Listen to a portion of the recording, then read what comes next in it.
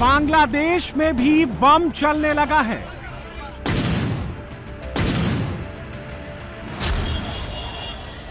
ढाका में आग लगी है, बवाल मचा है।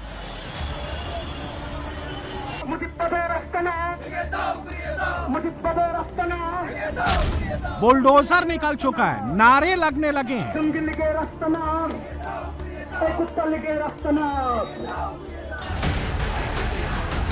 लाठी डंडे लेकर भीड़ सड़क पर उतर आई है।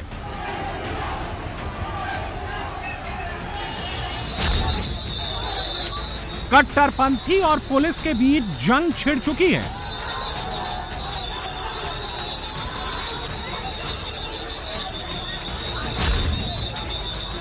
पुलिस पर अटैक का पहला ट्रेलर दिखा गया है।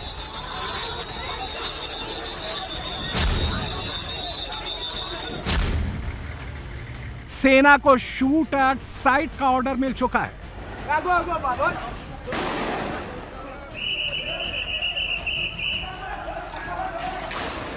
बांग्लादेश में चिंगारी भड़क चुकी है, दंगाइयों की फौज काम पर लग चुकी है।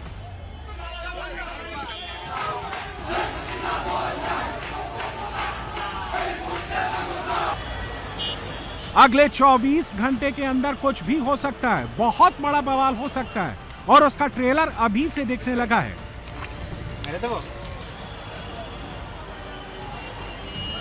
बांग्लादेश में अवामी लीग के नेता हबीब हसन के घर को आग लगा दी गई है। बाहर कट्टरपंथियों की टोली खड़ी है, घर धू कर जल रहा है। गली गली में दंगे शुरू हो चुके हैं, जहां देखो वहां धुआं ही धुआं निकल रहा है।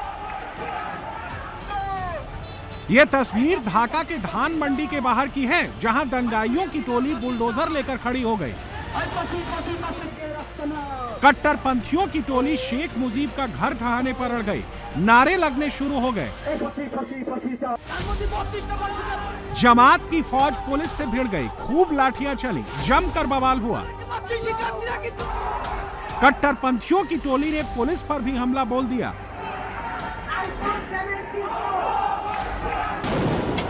बात बहुत आगे निकल गई है। ढाका की सड़कों पर सरेआम बमबारी शुरू हो चुकी है।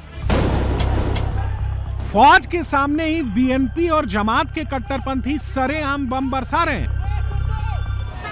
नकाबपोश कट्टरपंथी खुलकर तांडव कर रहे हैं। गाड़ियों को आग लगाई जा रही है। बैंक, सरकारी दफ्तर, जो दिख रहा है उसी में बारूद बरसाया जा रहा है। यूनुस की फौज और पुलिस बीएनपी के सामने बेबस हो चुकी है। पेड़ काटकर हाईवे जाम कर दिए गए हैं। सेना और पुलिस का रास्ता बंद कर दिया गया है। शेख हसीना के समर्थक भी सड़क पर उतरे हुए हैं। रैलियां शुरू हो चुकी हैं। नारों का शोर बढ़ता जा रहा है। कोई भी पीछे हटने को तैयार नहीं है।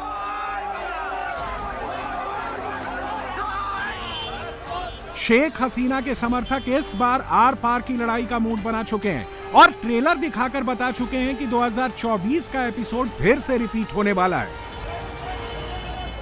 जुलाई 2024 में बांग्लादेश की हिंसा पूरी दुनिया ने देखी है। जमाते इस्लामी, शिबिर, बीएनपी ने ढाका की सड़कों पर जमकर तांडव मचाया था। 15 दिन तक चले आंदोलन में 1400 लोगों की मौत हुई। शेख हसीना को देश छोड़कर भागना पड़ा और यही जिन्न अभी तक बांग्लादेश का पीछा नहीं छोड़ रहा है। बांग्लादेश में लेटेस्ट बवाल के पीछे 3 कैरेक्टर हैं। अंतरिम सरकार के मुखिया मोहम्मद यूनुस, देश छोड़कर जा चुकी पूर्व प्रधानमंत्री शेख हसीना और जमाते इस्लामी का अमीर Shafiqur Rahman. We have decided to inflict her with only one sentence, that is sentence of death. Bangladesh की international crime tribunals Sheikh Hasina को फांसी की सजा सुना चुकी है। पूर्व गृह मंत्री असदुज्जमान कमाल को सजाए मौत का फरमान सुनाया जा चुका है।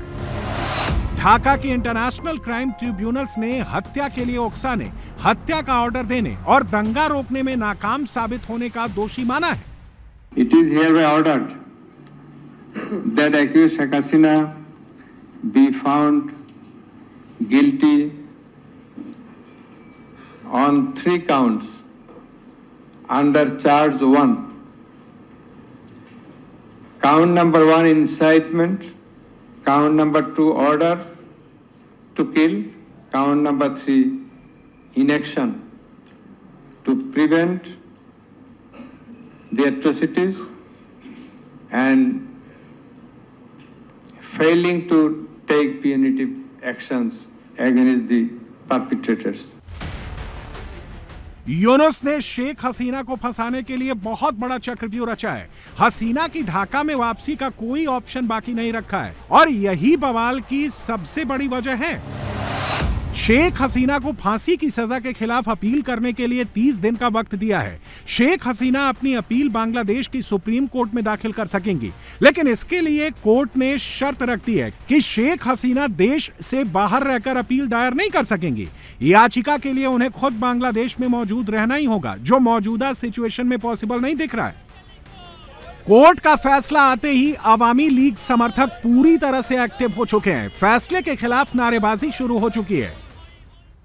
आज যে রায় ঘোষণা করেছে এই রায়কে বাংলার জনগণ প্রত্যাখ্যান করে, এই রায়কে বাংলার জনগণ মানে না, মানবে না। এই রায়ের প্রতিবাদে আগামীকাল সারা বাংলাদেশে সকাল সন্ধ্যা শাটডাউন পালিত হবে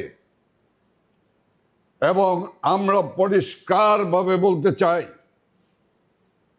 আমাদের এই সংগ্রাম অবৈধ ইউনূস সরকার যতক্ষণ পর্যন্ত না স্টেপ ডাউন না হবে ততক্ষণ পর্যন্ত আমাদের সংগ্রাম, আমাদের লড়াই আরো তীব্র থেকে তীব্রতর হবে।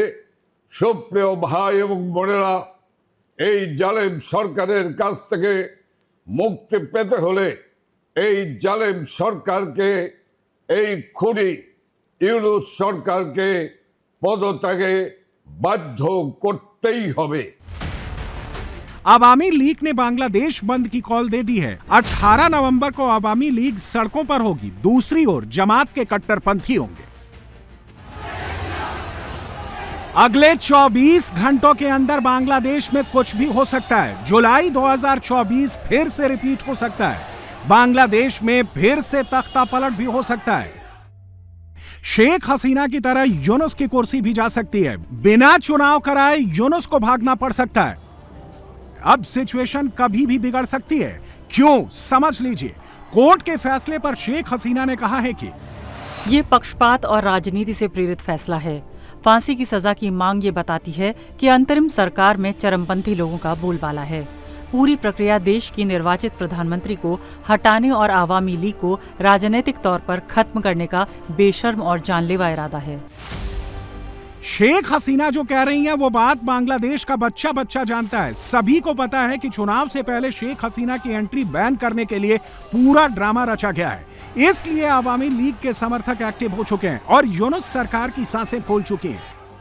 पिछले 4 दिन से ढाका में बड़े बड़े मशाल जुलूस निकाले जा रहे हैं।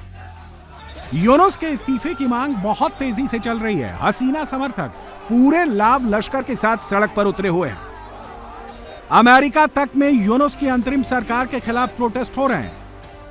अवामी लीग के समर्थकों की एक ही डिमांड है कि यूनुस को बांग्लादेश से निकाला जाए, कट्टरपंथी सोच वाली सरकार को गिराया जाए। इसलिए अवामी लीग अब किसी भी बड़े आंदोलन का ऐलान कर सकती है।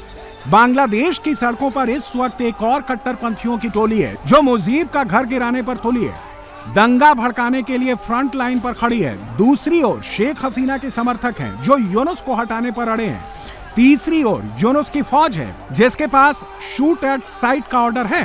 बात अब कभी भी बिगड़ सकती है। सिचुएशन अब कभी भी खराब हो सकती है। जमात और बीएनपी के कट्टरपंथियों की टोली एक्टिव हो चुकी है। ढाका को जलाने का सामान लेकर सड़क पर उतर चुकी है।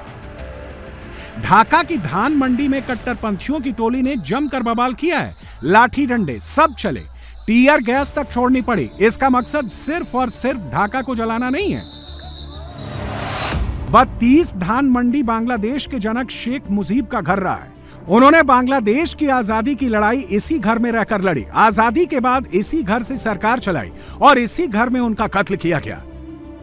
5 अगस्त 2024 को शेख हसीना ने जब बांग्लादेश छोड़ा था, उसके तुरंत बाद कट्टरपंथियों ने इस घर को आग लगा दी थी।